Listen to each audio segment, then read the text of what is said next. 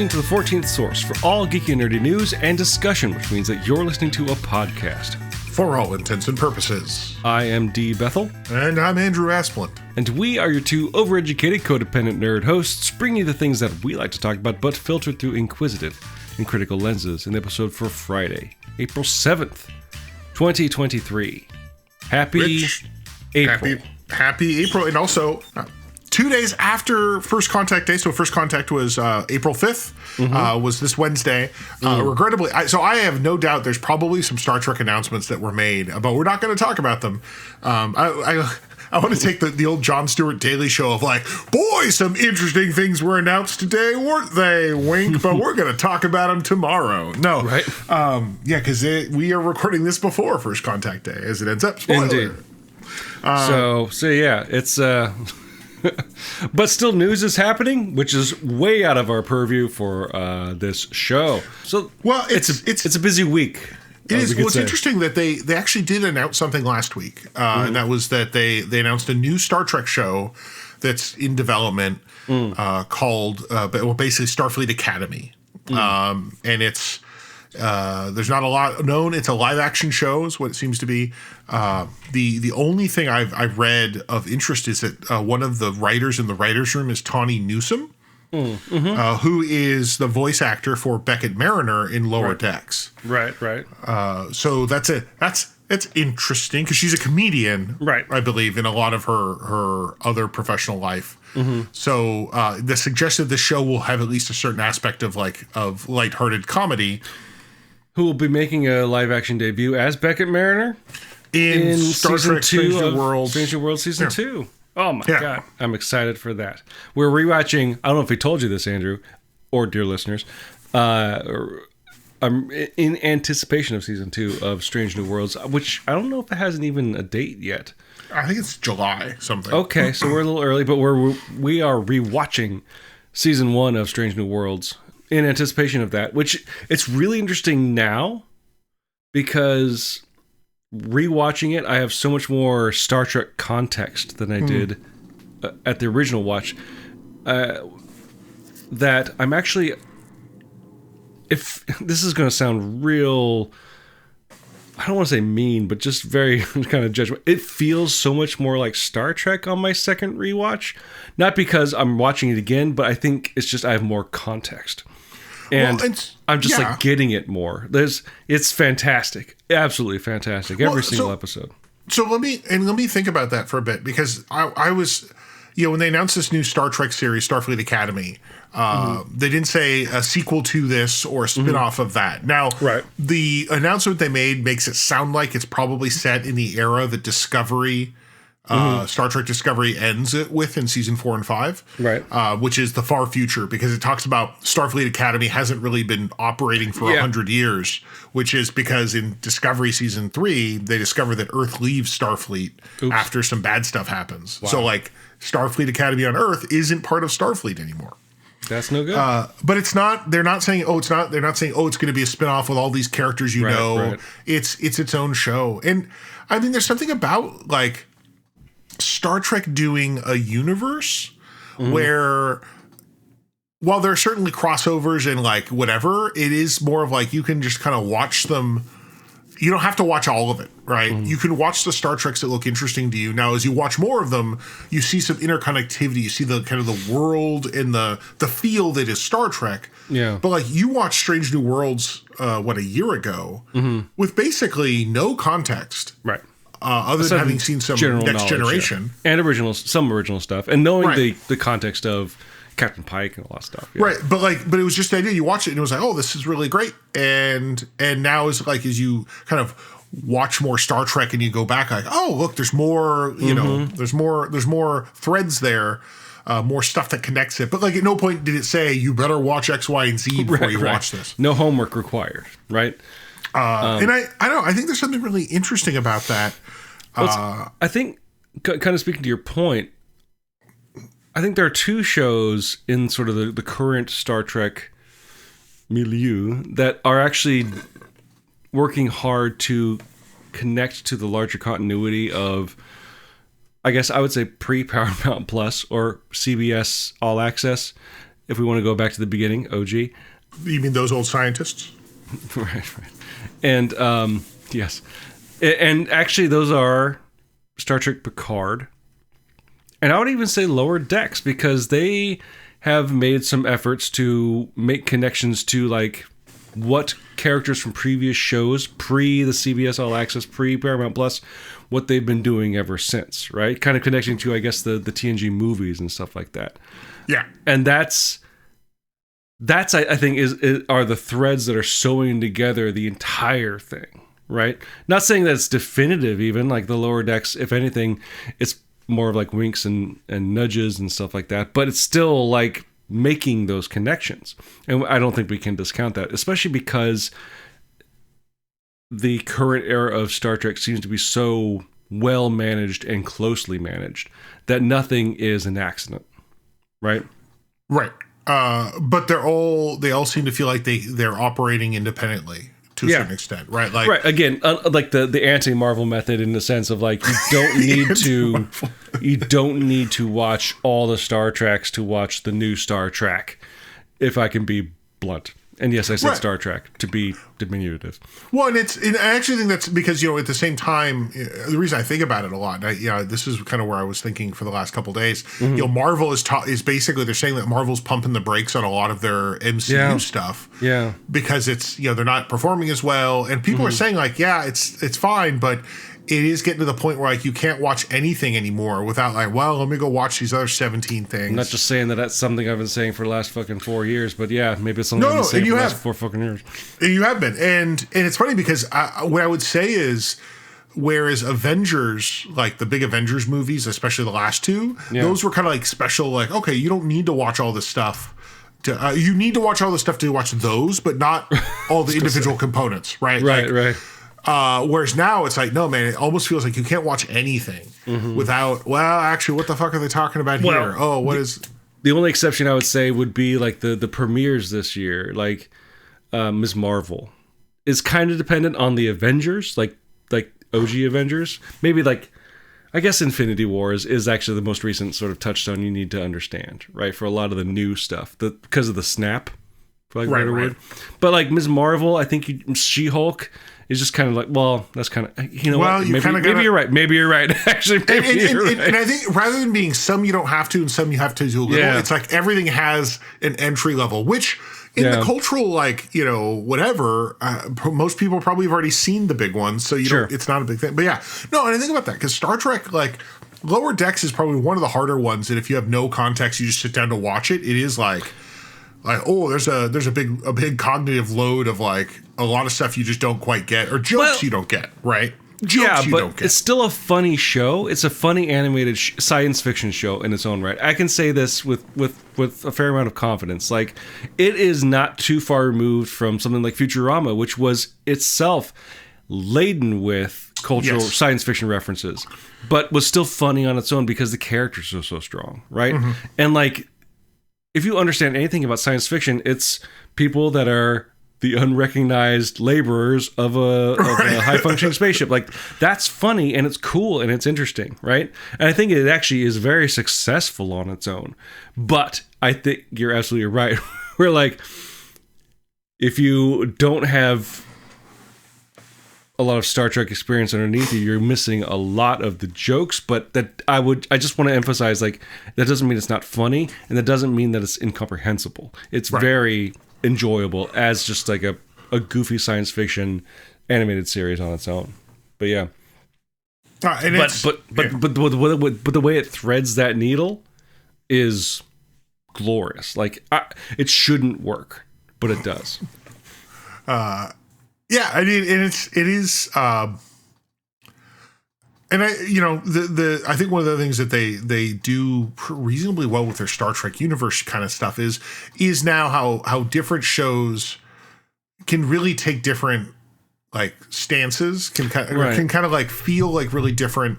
I mean, Lower Decks is obviously the silly, funny, fun, but Strange New Worlds feels different than Picard. They go in different. One is very episodic, right? Strange New Worlds very episodic. Picard is very serialized. Discovery is kind of in the middle. Focuses on a lot more I think there's a lot more family themes in Discovery. Whereas Strange New World, there's a lot more on exploration and some other stuff. And of course Discovery is also the really gay one. Which is, I say that because like I think it's won a lot of awards and acknowledgments for being the most LGBT like present series that Star Trek has ever done, where you have multiple characters who are they're the two in the first season they had two characters that were a couple, two men, right? Later they add a trans character, and then actually a non-binary and a trans character, and then they also had other characters. So like it's all over the place. Right.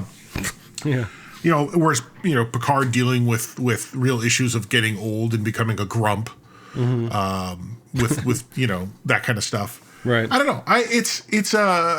Well, I think that not to cut you off, but like I think the difference there, if you don't mind me continuing to compare like what Star Trek's doing and what Marvel's doing, is that it's the difference of sort of intent. Star Trek is a premise, and Marvel is a narrative, right? Like Marvel, what Marvel did for comics is what they did for movies. It's like it's all connected. It's all, to quote Neil Young, it's all one song, man. Whereas Star Trek is like generally more of like, well, it's the opening to Next Generation, right? It's the opening to the original series. It's about exploring. It's about discovery. It's about humanity and. Not in meaning people from Earth, but just sentient beings, right? And the interaction between them, and like that's a springboard for so many possibilities. Where honestly, like the connective tissue, and I think they've been treating it this way, but the connective tissue between all the series is secondary to just whatever idea they come up with for whatever show they're working on, right? Because even like what's that sort of kid-friendly animated Prodigy series, right? That's part of everything as well. But like you don't need to watch Deep Space Nine, I'm guessing, to watch that show. But I'm sure you could probably, if you want to look, find connections in some shape or form. Maybe not to DS9 specifically, because I don't know where it falls in like the timeline, but definitely connections to other stuff. And I guess you would know better than I, because I'm sure you've seen any of it, and I have seen none. So right, I've seen at the time of this recording, I think I have seen every Star Trek that can be seen. Well, look at you. No, I'm sorry. Here's your reward. I'm so sorry, Enterprise. I have not seen probably half of that series. Well, Andrew, we're coming up on summer, and you now have one job. You have one job, and I expect a full report by September. So. But yeah, and I think it is one of those things where, I think about, it's funny because I was trying to think like, what other kind of series are there like this? I was like, oh wait, I forgot there is Law and Order and NCIS and all these other like CSI, right? These other shows that, they have like, I mean, do you know there are like 7 NCISs right now or 5 or some crazy thing? Well, I think... Yeah. And the idea there is that they all have the same premise of crime procedural, but then they take on different flavors based on who, what they want to do, who the writers are, and where they set it, right? So NCIS Hawaii is going to be very different than NCIS New Orleans. It's very different than NCIS Los Angeles, I guess. And you do, I'm guessing, like a lot of the shows maybe were introduced as backdoor pilots in other series, but also like characters from other series show up in those shows still. In minor capacities, right? For one episode or something like that. And I think that's a good comparison to maybe what Star Trek is doing to an extent. Like Star Trek is pushing that a little bit. But I would say the Star Trek continuity is much more of what they're doing. I dare to say what Kurtzman is doing is a much more sort of old school television approach of like, yes, we'd like to have this continuity because it's about keeping fans excited. And with kind of how continuity and how TV works now, it's a bit more than just like, hey, these guys showed up to introduce the premise for the next show, although Strange New Worlds. But but that was an accident, right? When they introduced Pike and Spock to Discovery Season 2, I think some of the people said, like, wouldn't it be great to go do this 50-year pickup? I don't think they were saying, like, this is going to be a backdoor pilot for Strange New Worlds, like, for a new show. This was, we're going to put these characters in because they're these characters we recognize, and then people are like, oh, they're so fucking great. Do they get their own show? Right. I mean, the greatest mystery of all. Where did Spock's chest hair come from? It seems to be a very unique and novel approach to continuity, which is something that is at the forefront of most nerd enterprises right now. And I think it's actually kind of a breath of fresh air, something that other maybe shows or properties can kind of learn from. Because despite, I would say, especially when CBS All Access started, despite all the skepticism, has actually worked. And you could speak more to that than I can, because you've, as you said, watched everything that has been, especially everything new that's been made. Right.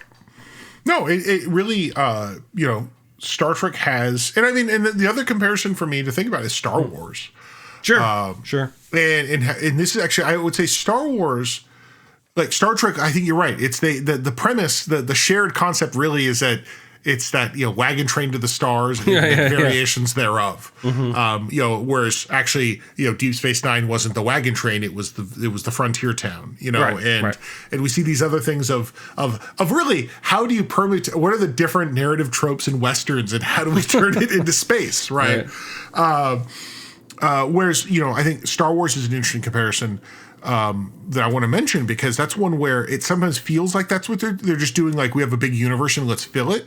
But in part because of the people involved, everything ends up tying back to the big stories, right? Like, I was thinking about this, how even like when they started the show The Mandalorian, it seemed like it was its own thing, and now it really feels like it's just feeding into the narrative of Dave Filoni desperately wants to make the Star Wars universe coherent, no matter what people like J.J. Abrams do. Right. Which is in stark contrast to, I would say, like especially the first season of The Mandalorian, which was an episodic Western. Western.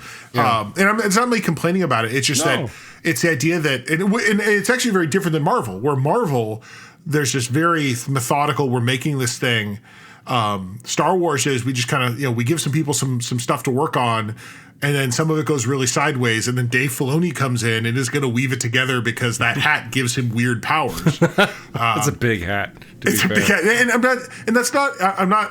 Some people don't like what he does. He's the guy that decided that this is all one coherent narrative. Right. When in fact originally, Mandalorian was just about a fucking Western. It was just a samurai book. Lone Wolf and Cub, right? Yeah. Or I don't know what the Western version of that is. It's Lone Wolf and Cub. It's Leon the Professional. So, a little bit less sexual tension. It's just weird to think of them, and for me, it's easy to compare because I watched them all. But yeah, Star Trek just continues to be one where, they give me a show at a time, and I never feel like I had to have watched anything else. But I do. And they make the little connections that, like, for example, I always say, Discovery Season 3 came right hot on the heels of Picard Season 1. And they made a direct reference to something that happened in Picard Season 1. Or not something that happened, but like a cultural thing that they established in Picard Season 1, right? They established this group of Romulan warrior nuns, and then they bring that up in Discovery Season 3, and you're like, oh, cool. Like, I didn't need to watch that to get what these are, but now it feels like, oh, you're just acknowledging this is one big universe you're set in, and that our independent stories can connect through just being in a shared world, right? But it's not like that reference hit off everything that happens after, it's not like that, and then you got to go watch Picard Season 2 to see how all that shit resolves, right? It wasn't the Infinity Stone of Romulan warrior nuns. It was just, here's the thing about Romulan culture that we established, and by the way, in this episode we're talking about Romulans. Check it out. I guess I want to make it clear, like, what Marvel's doing, I don't want to say it's bad, because obviously it's generally been working, but I think what we're seeing now is that it is easy to spin out of control. Right. And if anything, as Star Trek continues and adds more shows, as you said they were planning to, especially as other shows kind of come to an end, that cycle's kind of overturning at this point. It's an interesting thing to keep in mind, and hopefully they observe it. Not to go too far askew here, but like talk about I think we've actually talked about this before, but I just want to mention it again. What a career redemption for Alex Kurtzman. Like, dude was like not, his name was not attached to not the best stuff in the world, and now he's like, he broke from, I'm guessing, I don't think him and Roberta Orsi are working together just as close as they were before, but like he's like, I'm gonna just do Star Trek shit, and it seems like the best decision he's made in his entire career.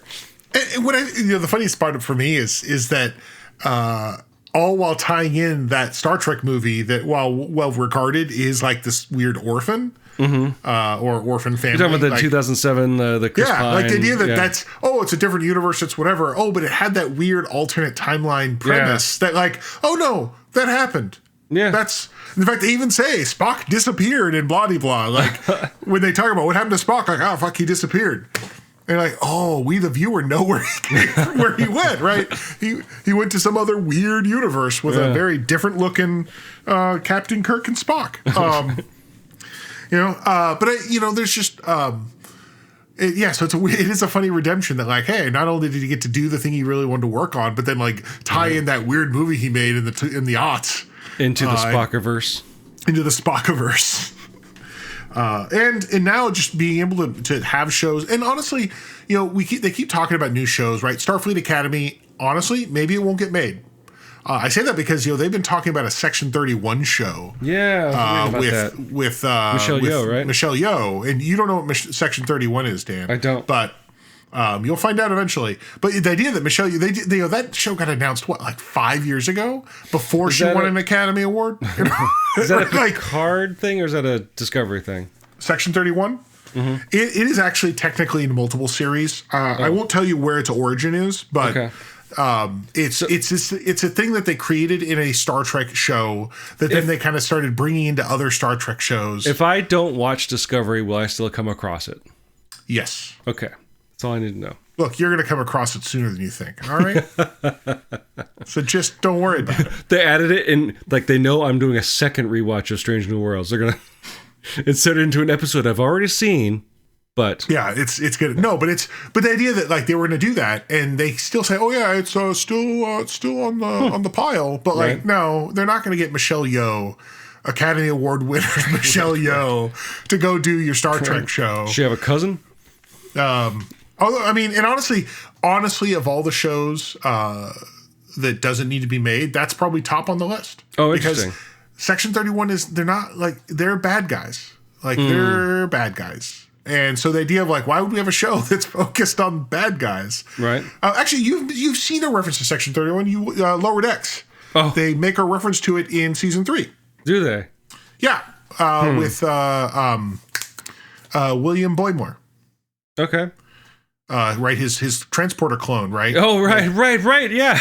Yes, that is him joining Super Secret Squirrel Section 31. Gotcha. Interesting. Yeah. So so either way, it's I think it's just that they can continue to kind of experiment with shows, and then sometimes acknowledge like when a show is done. That's I think really important, but not giving up on the premise of like of exploring the world. That's what I like to see, because I think in the 90s into the aughts, they kept turning the crank on Star Trek, which and I think by Enterprise it really started to get kind of thin. Like they weren't maybe putting in, and that combined with the movies, right? Like and the movies started to get a little, well, I mean, Nemesis did technically end the movie franchise. I believe narratively or in terms of box office. Yes, mostly box office. Yeah, no, that one, it box officed its way right into oblivion. Oh boy. But yeah, I think just the idea that they didn't have the right people in charge, or maybe there was some bad direction there. But I mean, I think the idea of Star Trek, especially now that we're not doing 26 episode seasons. Right. Yes. I think it's a lot. They can do it a lot easier. They can get people engaged. Right, 10 episodes is not a career ender, right? Like I think. I say career ender, but a career absorber, right? Like when you're doing a 26 episode season, you don't really have time to do a lot else, right? We're now like, hey, Anson Mount, go do 10 episodes, and then go do your own thing for a while, and then we'll come back if we get renewed, right? And or whoever else, and then and then being able to give us new characters, interesting characters, and the fun of letting everyone that ever wanted to be in Star Trek, sometimes get in there in interesting parts. Not like Jason Alexander. That was not an interesting. Actually, he has a new part that's much better. He was in Voyager. Oh yeah, yeah. It was not great, but he's actually in Prodigy as a voice actor for a character. Oh, okay, that makes sense. Much improved. No. Actually, I think he's. I forget what kind of alien he is, but yeah. Bring back Christopher Lloyd. That's all I have to say. I mean, is a Klingon? Heck yeah, absolutely. That seems, dude. He would be all in for like Lower Decks. But I just like the idea of just him, just a very old Captain Krug. That'd be pretty great. No, he dies though. He dies. That's the problem. That's true. Yeah, he died in Star Trek 3. I was going to say, play his own son or something like that. He's gonna play. Oh no, there were 2 Krug brothers. Yeah, they did that in fucking TNG, right? You have a brother you never knew about, right? It's like, oh shit, I did. It's crazy. So yeah, that was Worf though. Yeah, that was Worf. But yeah, raised by humans. Humans. But no, I do. I think Lower Decks, which is kind of Lower Decks and Strange New Worlds, are kind of the thing that started us thinking about this. Yeah. Because you're rewatching Strange New Worlds. Finished up Lower Decks finally. I think we had the on-air revelation that I actually had not finished Lower Decks. Yeah, we were going to actually talk about it. Like, oh yeah, I was like, what did you think of that last episode? You're like, what about the? I'm like, no, with all the thing, you're like, I didn't see that. Shit. Like, yeah.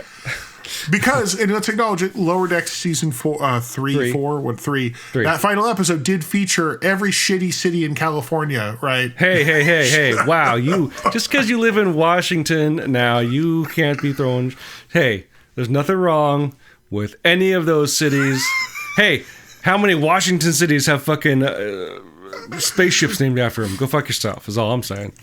I just love the joy that is like when they're going through like, all right, we're not going to date. There is I think the Sacramento actually is referenced. Yeah. The Bakersfield, but like it's a lot of, I'm not even sure who's in that episode because I don't think they name them all, but they name a lot.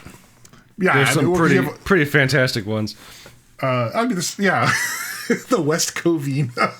That's where my mom was born and raised, motherfucker. So I am into that. Yeah, it was great.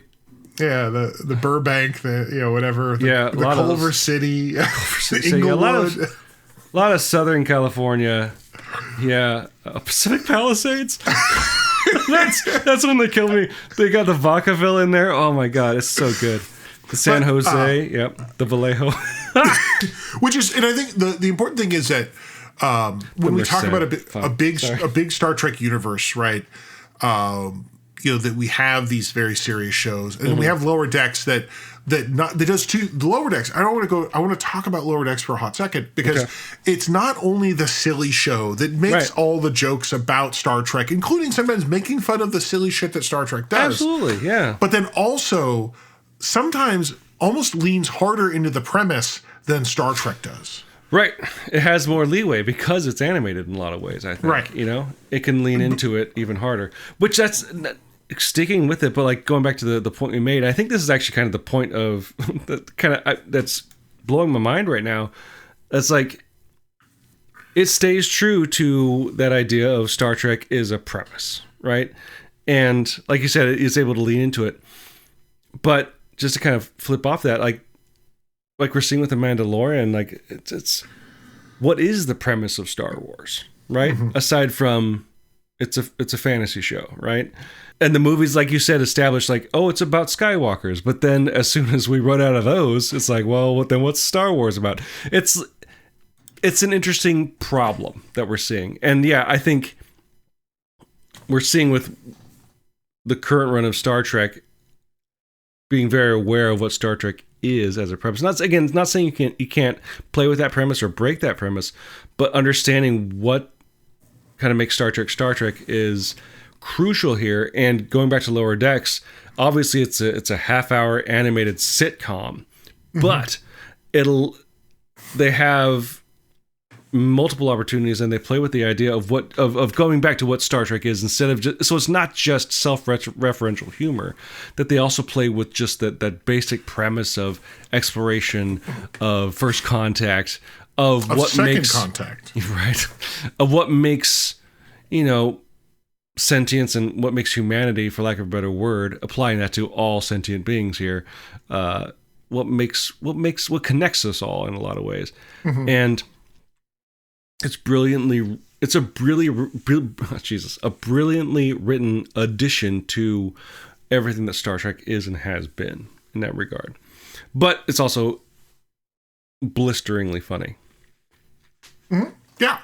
No, I think, and I think one of the things I do think is, because it is, like, and the other shows handle big issues and big thoughts, like, Star Trek Picard season 1 really dealt a lot with the idea that what is the obligation of Starfleet, right? That, like, they're there to help and they have to do that. And kind of the idea that Starfleet says, actually, no, we don't. Not if it's a big deal, not if it matters. Whereas this, I think, Lower Decks poked back, the whole second contact thing. And, like, even at the end of season 1, they allude to the original series episode, Return of the Archons, right, where the idea is like, look, you're exploring your wagon train to the stars. You never came back. You never followed up. And that's a recurring theme in Lower Decks of, like, there are people that need to follow up and they're kind of bad at it. I remember the episode that stands out to me is when the Cerritos has, like, the journalist on board, right? They go to the planet, the drug planet. Well, I'm thinking yeah. They go to the drug from TNG season 1 with the drug users, like, Captain Picard came and did this thing. Honestly. Just joking. And how it's like, and then we've been pretty wrecked ever since, right? Very great. So I think, being able to kind of explore the idea of these things, but then doing it from a comical perspective, because not everything should be a super serious 45-minute drama. Right. And so, I do really hope that they continue to just kind of do these series where they can do the kind of small stuff and the big stuff and explore stuff. I mean, that's why when I think some people, Starfleet Academy, I'm like, no, that actually, like, because it sounds like nothing is too serious is going to happen there. I want it to be Star Trek : Fame. Well, I mean, but the idea of you have these kids, right, 16 to 20-year-olds who join the academy for whatever aspirations they want. Yeah. But with the backdrop of all things Star Trek, Remember that TNG episode where they visit Will and he's a shitheel and, like, he tries to... that's, and that's what the joke is, the episode that gives us not Tom Paris. Because right. Robert Duncan McNeil was so great in that episode, they brought him back, but then they're like, shit, we need to make a new character so we don't have to pay the writer their royalties. Right. I don't know if that's the actual premise, but boy, actually, because also that guy, like, really went to prison hard. So, like, I don't know. Although, actually, Tom Paris went to prison, too. Anyway. I mean, who doesn't go to prison now? Right. Apparently, it's Starfleet, man. No, but that's why Earth left, bro. Yeah, they're like, fuck this. Everybody's in prison. What are you going to do? So, I'm excited to see what kind of weird shit they do with it. Where, like, it is these young kids aspiring for a future in a galaxy or a multiple galaxies where, I think it's just one galaxy, right? In a galaxy where, the Federation has really just come back together after 100 years of not being really present, and facing the challenges that they've been facing. Yeah. I think it'd be a lot of fun. I have a weird question for you. I have a weird answer for you. Well, you always do, my friend. Based on everything we've been talking about, and, like, exploration and exploring, galaxies and interaction with new species, first contact, all that stuff. With everything that Star Trek is now in terms of the continuity, the universe, the brand, would you rather stick an acorn up. No, would you rather get a new Star Trek show or a really good Mass Effect show? What? What? Because I think to me that's easy because it's Star Trek. Because Mass Effect was very much basically Star Trek. So first of all, I never played Andromeda, so you have to excuse me there. But Mass Effect was this very much this one story from start to finish about the Reapers and the whatever, right? And yeah, there's a universe there, but like. I don't think anything about it is particularly engaging for me. Damn. You are kicked out of video games, my friend. Well, I don't know. I mean, it's not that it's bad. And if they made like a Mass Effect side job or side quest or whatever, I'd probably be totally into it. Well, that's the thing. If you take the Reapers out, it's just Star Trek, right? Well, except kind of a shitty gritty Star Trek. Instead of warp engines, it's the Mass Effect. It's the Mass Effect, but like everything's everyone's a little bit grimmer. Everything's a little bit, like a little hashtag edgy, and that's why, like, to me, right, because there's a lot of like yucky parts, right, that like that we don't see that much in Star Trek, or at least not in the colonialist aspect of like treating the AI and stuff like that, and that has a strange sentience now, but or not sentience, but presence now. Yeah, it'd be HBO's Star Trek. And starring Pedro Pascal, ironically, but weirdly enough, as Shepard and everybody Commander else. Shepard. Very strange. Yeah. Oh, and he'd have suddenly Commander Shepard's escorting this young toddler to defeat the Reapers. It's the kid from Mass Effect 3 that you keep seeing. There you go. We just anyway. Definitely off topic. No, I would say if given the option, I would want to see another Star Trek show. Okay. Because Star Trek doesn't have there's no finality to it like I think Mass Effect had. Where it feels like you could just do another thing. And I would actually argue Discovery jumping forward to the 32nd century, ostensibly where this new Starfleet Academy show is going to take place. Like that doesn't feel, it's very different, right? It is, they even did. They're like, we're like 800 years beyond the other shows. Kind of what you guys do doesn't really matter for what we do, right? But they can still have the shared, like the connections, the touchstones, the iconography, the images, the Romulan warrior nuns, right? So I think that kind of stuff, just like Strange New Worlds is 100 and some years before Picard or anything else. And right now, like it doesn't really, what they're doing there doesn't really impact Picard or Discovery, right? It's its own show in a different era. The only real thing is, man, I love making this joke that they just cannot settle on fucking uniforms. It is amazing. This is my one Star Trek like nerd comment that like when you think about it, in like 2280, Starfleet adopted the Mighty Maroon, right, and then kept it for like 80 years, right, and then they change uniforms every fucking 5 years. Right. They're like, man, we'll just never get back to that one. Right. Although, people say like, that's unrealistic. And I'm like, actually, no, I think that's pretty on par. The Navy has been messing around with different uniforms for years, too. All kinds of different camouflage. Do you want pixelated camouflage? Do you want realistic camouflage?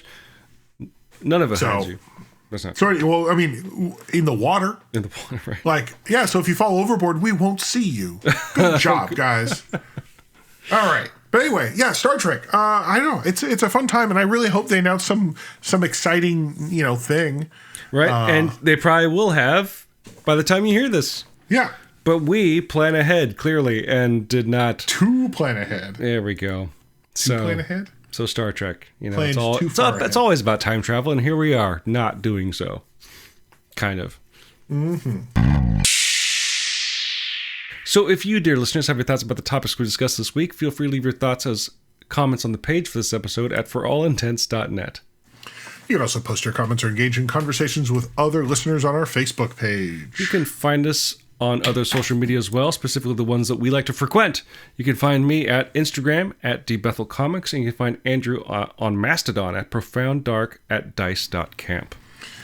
While you're at our website at forallintents.net, you can also take a look at our YouTube page, which you can find by clicking on the link in the corner that says YouTube. There you'll find the show. And if you are listening to it there, like and subscribe, or as they like to say, ring that bell. We use 2 tracks of music for our show. One is called Disco Medusae, the other is called District 4. Both written and performed by Kevin McLeod of the Clan McLeod, immortal swordsman, graph paper enthusiast, and musician extraordinaire. You can find his music and more at incompetech.fieldmusic.io, and that's all licensed under the Creative Commons 4.0 Attribution License. If you like the show and like to help us out, the best way to do so would be to subscribe to the show using whichever podcasting service you happen to use. What would help us out even more, though, would be to leave some sort of review, whether a text review or using their proprietary metric will help spread the word to new potential listeners through the magic of algorithms.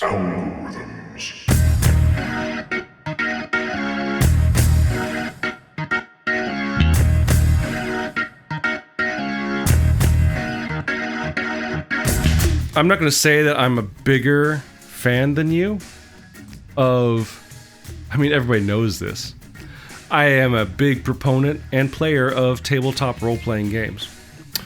And it's just the proof is in the pudding, Andrew, that I'm a bigger fan of tabletop role-playing games than you, because as of today, the release of this episode, I am watching or have watched Dungeons & Dragons Honor Among Thieves. Well, I'm ready for my praise.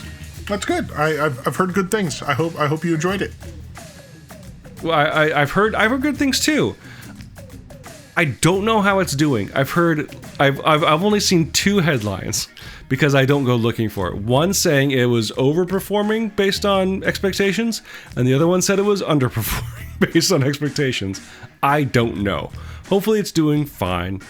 I'm more interested to see the discourse among D&D fans and I guess tabletop players in general. Not because necessarily it opens the door for other tabletop role-playing games to be made into movies. I don't even know if that's really a good goal to have, but more as just like an introduction of these ideas, this premise, I guess, into popular culture. And I guess you would have more of a sort of ear to that discourse than I do. Have you heard anything about it at this point, aside from? Yeah, mostly just people saying good stuff. The one thing I did hear was there's some comments about crediting in terms of that it's actually set in the Forgotten Realms and there's no reference to Ed Greenwood, the creator. Oh, interesting. But that's again not surprising. Right. Apparently, there is something based on Dungeons and Dragons created by Hasbro. I hear that somewhere in the movie as dialogue. I do know the one thing I will say that I did hear is that a former Dungeons and Dragons developer from like the 80s, Jim Ward, who people that play D&D may recognize the name Drawmidge, who's a wizard because it has spells named after him. That's Jim Ward's character. He was one of the early D&D guys. Apparently he's kind of an asshole now. And he apparently went on to Bookface or something and was complaining about how the movie clearly lacked they should have gotten a consultant, they should have done whatever. They should have hired a guy like him to be their consultant. And apparently the wife of a fella named Kim Marone, who is also a D&D person, who was the consultant on the movie, she basically came in, because I think he passed, but she basically came in and said, essentially, eat shit, you asshole. Like, damn. There was a consultant, like, he did do consulting work. They didn't take all of his suggestions, but sure. But there was, this was involved. Yeah. It was just, it's that kind of thing where, to see one of these old guard, gatekeepers being like, you should have invited me because I know this so much better than everyone. And have someone like, they did invite someone like you, just not you. Right, because you're an asshole. Because you're an asshole. Right? I mean, the entertainment industry almost is more built on this than any others, where it's like, they definitely look for people that they want to work with, not just because you're talented, right? It's like, if you are someone that can work with our vibe, then your chances are higher than if you're just a jerk who thinks you're better than everybody. Yeah. And yeah, QED, I guess. But I should correct. It's Kim Mohan. Oh, okay. Who's the one who did consult, and then Jim Ward was the dickhead who complained. But yeah, I don't know. Don't be a jerk. once we've both seen the movie, I'll probably have some thoughts because there's some really interesting ideas about what makes it a D&D movie. Sure. And there's two answers to this, and one is one and one is the other. But I have to see the movie. And, wow, Andrew, that's startling commentary. Well, I mean, again, I haven't seen the movie, so I don't know. But just yeah. I'll try to bully Taylor to get you to go. So there you go. Taylor, you have one job if you're listening. Well, he's already seen it like 3 times. Yeah, so now he's going to see the 4th with Andrew.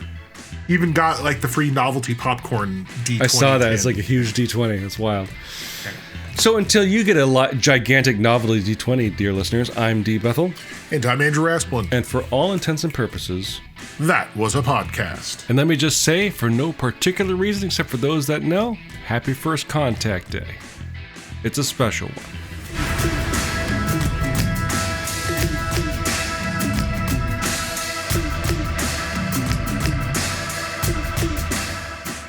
That was a natural 20. Did you see that? That was a tabletop USS joke. Pacific Palisades. USS West Covina. The Inglewood is the one that's, I think, entirely Booleans. Oh, really? My grandpa used to live in Inglewood. Hi, Glenn. What's up? Okay. Just okay. Mm-hmm. No emojis. No indications that you like me. Just okay. Yeah, you said you were coming home. I said okay. Yeah. No celebratory excitement that I would be home safe. No excitement that I would return to our little castle of filth. Nothing to suggest that I am palm of fronds value. and donkeys, my friend. Not a single happy exclamation point. Jesus returning to punctuation Jerusalem. at all, in fact. Just an empty okay. I love you. Okay. Okay. Did we clap? No. Yeah. I don't think we did. We did. We did? We did. How sure are you? 100%. Okay.